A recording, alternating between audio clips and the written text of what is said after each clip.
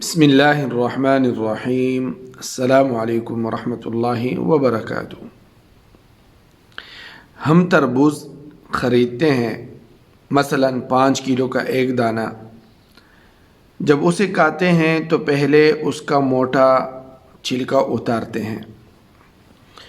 5 کلو میں سے کم از کم 1 کلو چھلکا نکلتا ہے، یعنی تقریباً 20%۔ کیا ہمیں افسوس ہوتا ہے؟ کیا ہم پریشان ہوتے ہیں؟ کیا ہم سوچتے ہیں کہ ہم تربوز کو چھلکے کے ساتھ کھا لیں؟ نہیں، بالکل نہیں۔ یہی حال کیلے ہیں، مالٹے ہیں، ان کا بھی ہے۔ ہم خوشی سے چھلکا اتار کر کھاتے ہیں، حالانکہ ہم نے چھلکے سمیت خریدا ہوا ہوتا ہے، مگر چھلکا پھینکنے میں تکلیف ہمیں نہیں ہوتی۔ ہم مرغی خریدتے ہیں زندہ ثابت، مگر جب کھانے لگتے ہیں تو اس کے بال، کال اور پیٹ کی علائش نکال کر پھینک دیتے ہیں۔ کیا اس پر دکھ ہوتا ہے؟ نہیں۔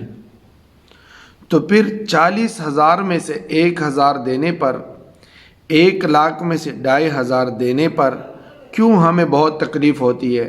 حالانکہ یہ صرف 2.5% بنتا ہے، یعنی 100 روپے میں سے صرف 2.5 روپے۔ یہ تربوز، کیلے، آم اور مالٹے کے چھلکے اور گٹلی سے کتنا کم ہے؟ اسے زکوٰۃ فرمایا گیا ہے۔ یہ پاکی ہے، مال بھی پاک، ایمان بھی پاک اور جسم بھی پاک۔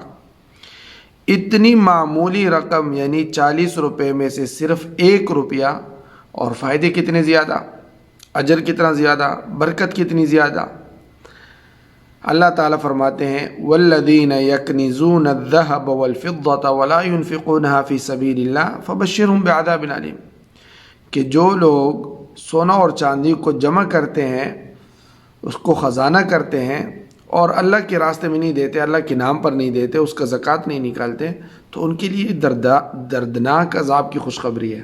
اب سونا چاندی جس شکل میں بھی ہو، وہ گاڑیوں کی شکل میں ہو، کسی شکل میں ہو، روپوں کی شکل میں ہو، کسی شکل میں ہو، اس سے مراد جمع کرنا ہی ہے۔